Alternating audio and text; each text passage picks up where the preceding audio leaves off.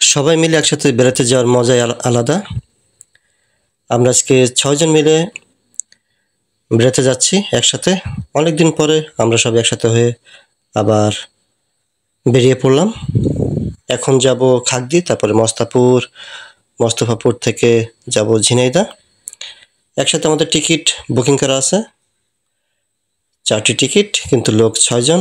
দেখা যাক কিভাবে আমাদের আরেকটি টিকিট বুকিং করতে পারি। মোট ৬ জন, কিন্তু আমাদের টিকিট লাগবে 5টি। আমরা এখন মোস্তফাপুর কাউন্টারে চলে এসেছি। আসার পরে আমরা বললাম যে আমরা মানুষ মোট ৬ জন, কিন্তু আমাদের টিকিট লাগবে 5 জন। আমাদের বুকিং ছিল 4টি, তাহলে আরেকটি টিকিট আমাদেরকে দিতে হবে। বললো যে ঠিক আছে, আমরা ব্যবস্থা করছি। তারপরে তারা সেই টিকিটের ব্যবস্থা করলো। আমরা খুশি মনে সেই গাড়ির জন্য অপেক্ষা করতেছিলাম। আর কিছুক্ষণ পরে গাড়ি চলে আসবে, আমরা গাড়িতে উঠবো। রিয়ন এবং সূর্য খুবই অস্থির হয়ে গেছে গাড়িতে ওঠার জন্য, বলছে কখন আসবে গাড়ি। আমরা বললাম যে ঠিক কিছুক্ষণের মধ্যে চলে আসবে, তোমরা একটু অপেক্ষা করো। আমরা সবাই গল্প করছিলাম একসাথে। কাউন্টারে আরও অনেকেই ছিল, তারা আমাদের সাথে গল্প করছিল।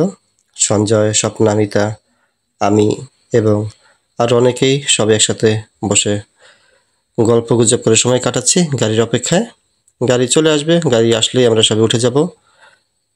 ঠিক কিছুক্ষণ পরেই আমরা বের হব এই কাউন্টার থেকে। আমরা যাচ্ছি ঈদের ছুটিতে ঝিনাইদহ, সবাই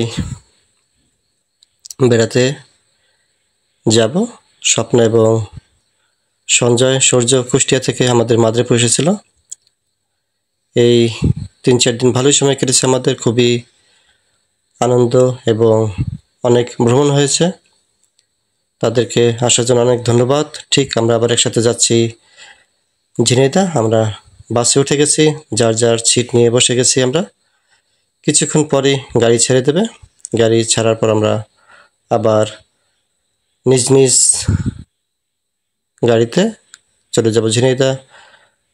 গল্প করছি রিয়ন, আমি, মিতা, সবাই। কি অবস্থা? রিয়ন খুবই অবাক হয়ে গেছে যে এত তাড়াতাড়ি গাড়ি আসবে। রিয়ন একাই বসেছে, সে এখন অনেক বড় হয়ে গেছে, সূর্যকে নিয়ে বসেছে। ঠিক ঝিনাইদহ স্টেশনে আমরা নেমে পড়েছি। এখন একটি অটো নিয়ে যাচ্ছি বাড়ির দিকে একসাথে সবাই। আশা করি এই কয়েকদিন আমাদের খুব আনন্দভাবে সময় কাটবে। ঝিনাইদহ একটু ঘোরাফেরা করা হবে একসাথে। সঞ্জয়ের একটু সময় আছে, তাই একসাথে ঘুরবো। দুজনের সময় মিলে গেছে একসাথে। ধোপাকাটা ব্রিজ, ঝিনাইদহ, একসময় এই ব্রিজটি ছিল না, নতুন করে করা হয়েছে। মডার্ন মোড় হয়ে যাব